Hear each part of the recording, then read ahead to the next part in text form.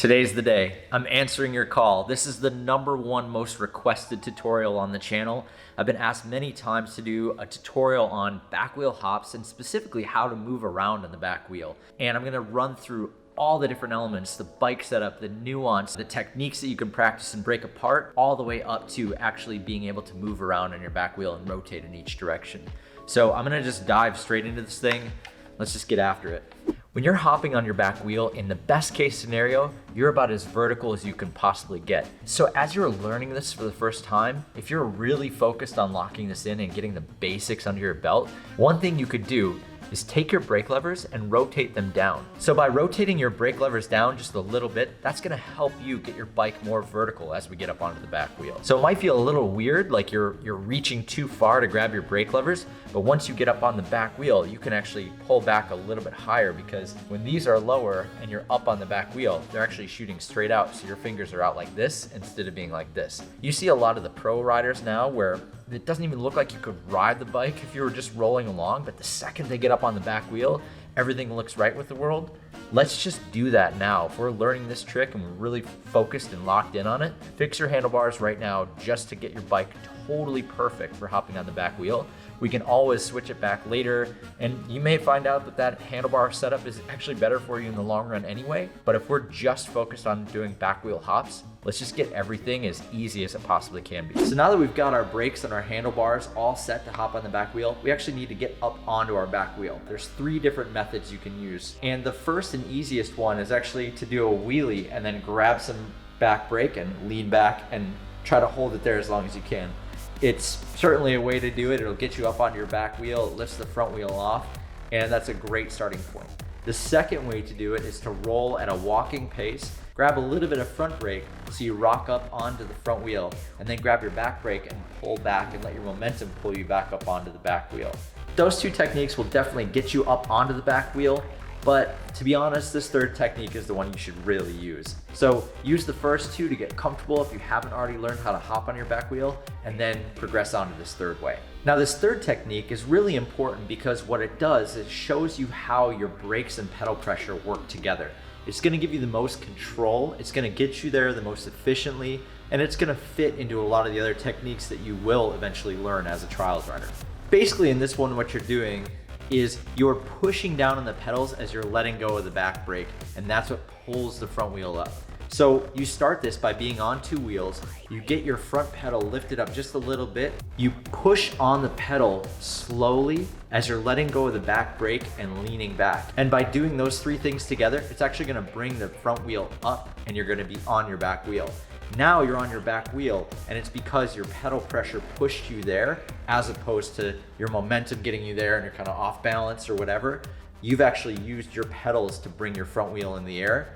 And in the process of that, you've managed to even out your pedal. If you did either one of the other 2 methods and you've rocked forward and back, or you've done a little wheelie, it's anybody's guess where your pedals might actually be. And then you have to either do another pedal kick or maybe even pedal backwards to get your feet level, and you've maybe thrown yourself off balance in the process of doing that. So how do you actually hop on your back tire?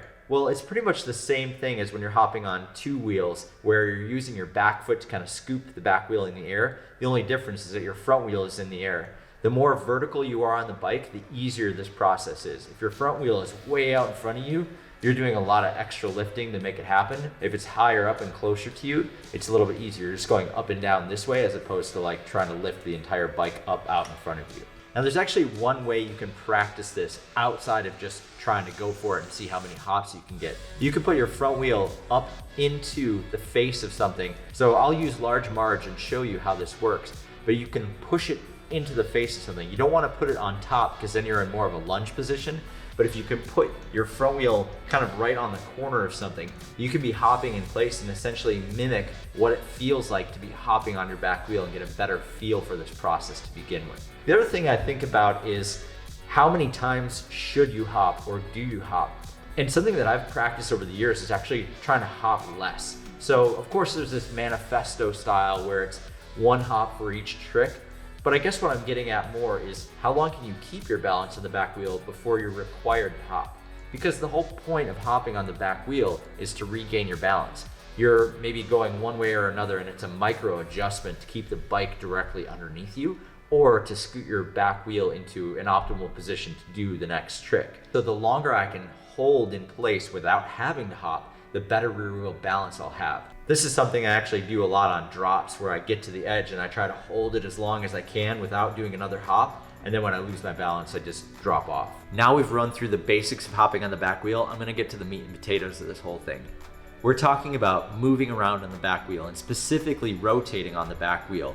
A lot of times you'll get up to back wheel on something, but then you wanna go over here or you wanna go over there. How do you get that done? What's the process? And how can you do it in a small enough place that you're not just hopping all over the place? So I think about the two elements that are actually happening while I'm doing this rear wheel hop. What are my arms doing and what are my legs doing? The easy part is with your legs. You're actually pushing just a little bit on your rear triangle with your back foot, and that's helping the rotational process. As I'm rotating towards my back foot is pushing it underneath me so that we do, like this. The real magic actually comes in the handlebars. This is one of those moves where as a rider gets more dialed on it, the less you actually see them do it.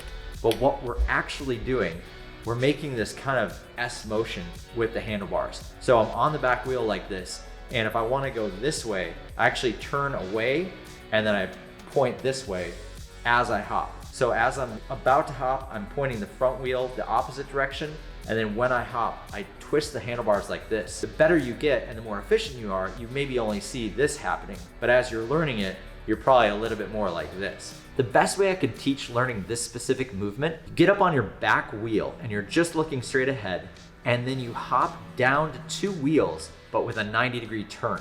It seems kind of weird that you'd be going back down to 2 wheels, but this is a great way to get that flip motion figured out. So I'm on my back wheel and I do the same arm motion, but I just put my front wheel down.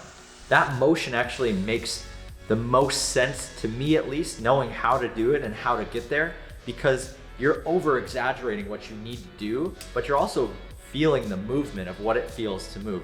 This will give you at least some foundational knowledge of how I move this way with the bike. And like I've said a handful of times before, you're always over exaggerating the movements, especially when you learn, and you go really, really big, and then as you get better at them, you become more efficient at them. Again, like some of the pros that I see, you can barely see their handlebars moving at all, but I can guarantee you it starts with this and then goes to this.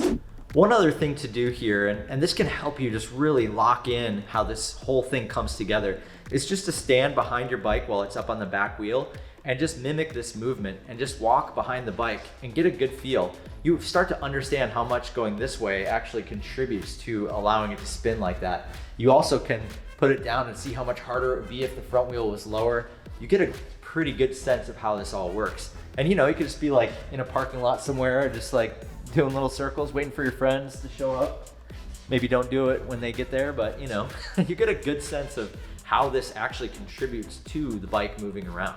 Now that you understand the motion of going away and then coming towards the direction you want to go, we're gonna do it in real life. So as you snap this way, that's when you want to be doing the hop. So this is where you're getting all your momentum to twist. And again, remember, you want to be as vertical as you possibly can to make this process as easy as possible.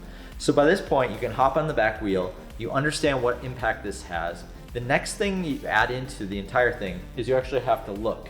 So you look in the direction you want to go. And again, this is just all momentum. So I'm looking the way I want to go as I'm turning the handlebars. Just like every other kind of riding, your bike goes where your eyes go. Same thing as downhill and trail riding and everything. So if you're looking over here and you're pulling the bike over there, the bike will do its thing. So let's set expectations just a little bit. When you're first learning this trick, you are not going to do a full 360 on a dime. It takes a little bit to refine that, to get your hops just right, to get your rotation as strong as you need it to be. Getting it perfect right away, that's never how any of this trial stuff works. So one thing that might help you, especially if you can pedal kick, is to just start pedal kicking and trying to go in a circle. The basic thing is, if I can do that, then I can just tighten it up and tighten it up and tighten it up. You're just refining this technique down until you can do it in a circle on that dime. But really, that's a great way to start. Another drill that you can do is make an X on the floor with some duct tape. What I like to do is put my back wheel in each one of the squares, and I start on the very outside,